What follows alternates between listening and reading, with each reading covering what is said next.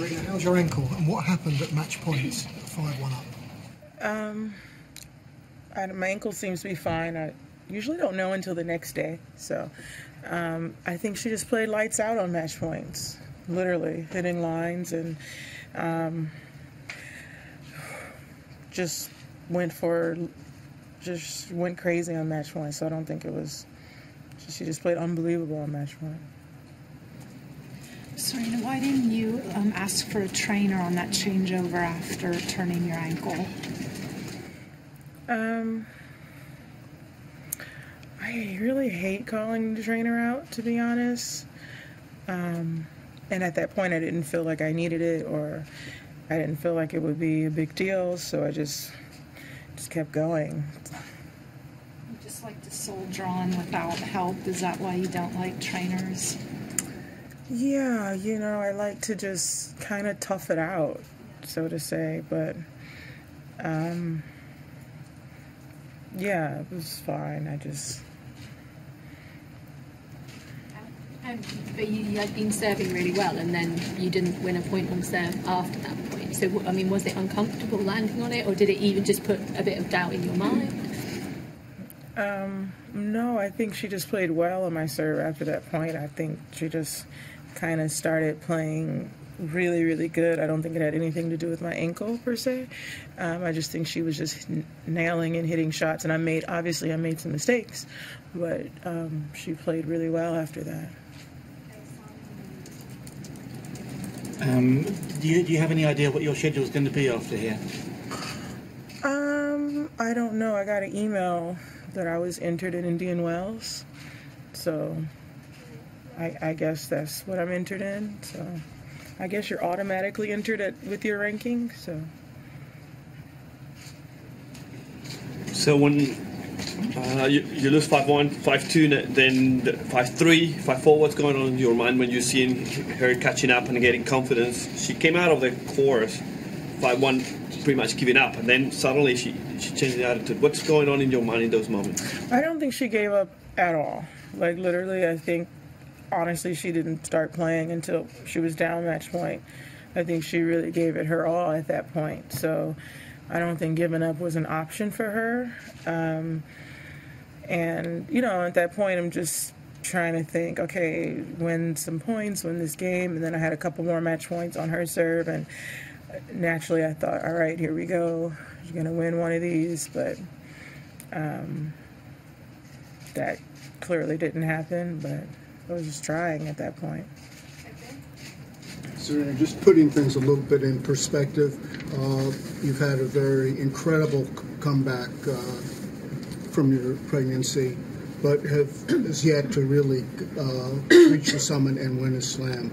Could you just talk about the big picture since you've come back and just falling a little short in these matches? Yeah, I guess the big picture for me is always winning, you know. I'm not going to sit here and lie about that.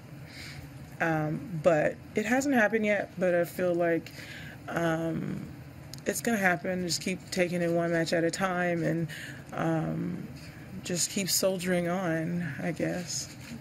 You still have the fire. Yeah, absolutely. Out of thousands matches you have played, is this one of the most painful? There were even more. I don't think you can remember them all, wins and loss. But is this the most unexpected, the way the match went through, or not? Maybe. It's kind of hard to say because there's nothing I did wrong on those match points. I didn't do anything wrong. I stayed aggressive, and she just literally hit the lines on some of them. And she hit an ace, or, you know, unreturnable serve. Like, I literally did everything I could on those match points. It's not like I can't say that I choked on those match points. She literally played her best tennis ever on those shots. So I can't really say that it's incredibly painful as opposed to what can I do better, you know? Yeah. Serena, just back to your schedule, I wonder if you and Patrick have sort of discussed about trying to play a few more tournaments than you've played recently, you know, just to get more sort of matches under your belt month to month, so to speak. We haven't really discussed our tournament schedule, to be honest.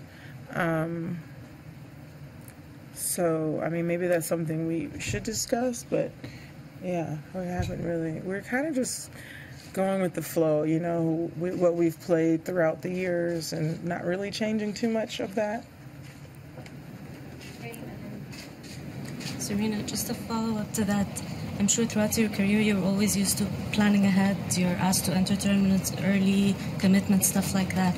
How different is it for you now going with the flow like that? And do you think throughout the year you're going to be doing that, or maybe start looking 2-3 months ahead and knowing where you're going?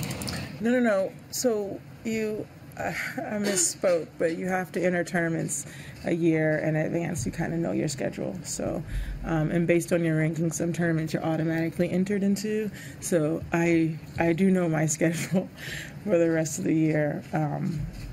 So I'm not really going with the flow, but I kind of know what's next.